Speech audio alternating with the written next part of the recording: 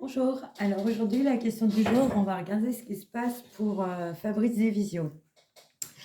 Donc je vois que c'est quand même quelqu'un qui a un fort caractère, qui a un fort tempérament et aussi qui a un amour de son prochain qui est quand même très, très fort. Et je trouve ça beau parce que de nos jours, j'ai l'impression que ça se perd. En fait, c'est quelqu'un qui monte au front, qui va se battre pour ce qu'il pense être juste. Bon, des fois, il aurait tendance un petit peu à perdre son sang-froid parce que ça l'agace ce qui se passe, où il a l'impression que vraiment on prend les gens pour des idiots. Mais il a quand même cette capacité à pas laisser la colère le gouverner. C'est quelqu'un quand même qui est très intelligent et puis qui cherche beaucoup à, pour remettre les choses dans leur bon ordre, entre guillemets.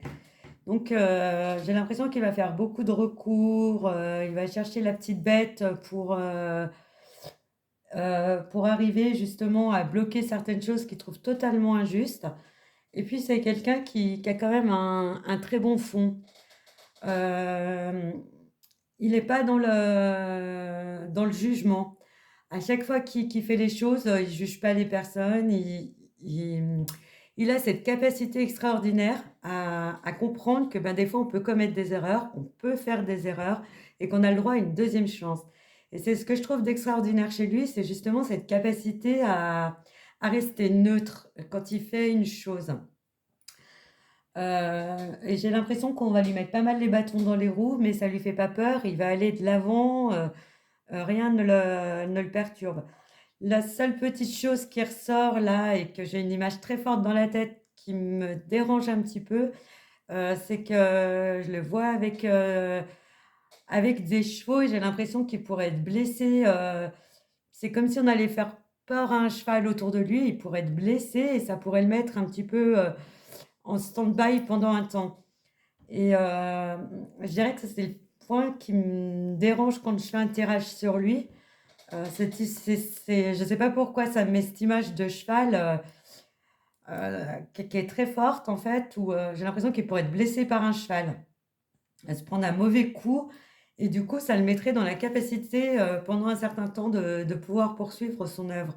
Mais malgré tout, il baissera pas les bras, même s'il peut être un peu blessé, un peu en incapacité physique de bouger. Son cerveau, par contre, il est très actif et il ne laissera pas tomber les choses. Il ira jusqu'au bout de ce qu'il veut. En tout cas, j'espère qu'il arrivera parce que, en tout cas, il arrivera, mais avec du retard, à pouvoir faire bouger les choses.